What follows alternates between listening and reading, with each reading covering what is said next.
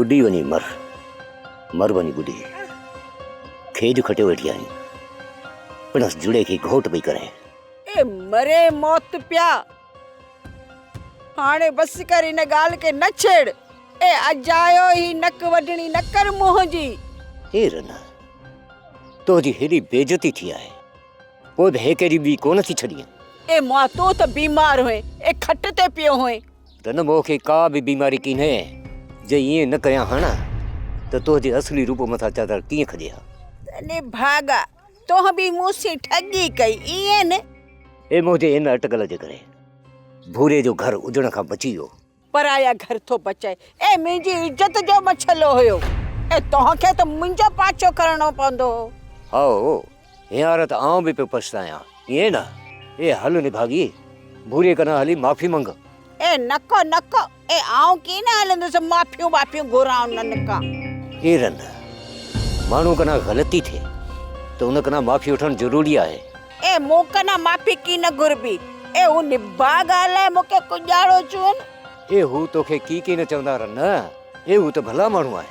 ए आऊं की ना हलंदस सफा गाला तू भली वनी माफियूं घुर ए दो तो जो ए माफी उठा हां ये तो गाल की न ठंदी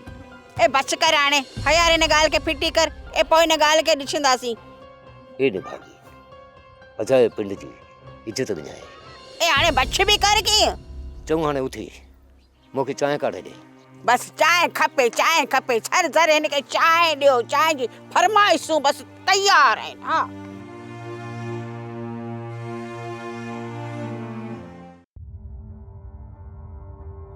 हाणे इन घर में रही छा कंदसि सेठ वञी धूड़ पाए मूं पंहिंजो मतिलबु हासिल कयो बाक़ी इन निभागे खंघ जे मरीज़ सां मुंहिंजो कहिड़ो तालुक वञी खॾ में पे निभागी नूरी फसायो न त हरू मूंखे ज़रूरत बि कोन हुई पर हिकु ॻाल्हि करे चङो बि थियो अधा सिभागो मुंहिंजे करे पेरनि ते त बीठो न त वीचारो पियो सूर खाईंदो हाणे माशाल्लाह सब कुछ अथसि घर में असल मौज लगी पई आहे मौज बाक़ी निभागो सेठ जाने सेठ जो कम हाँ आऊं हलां थी किथे मुंहुं सेठ अची न वञे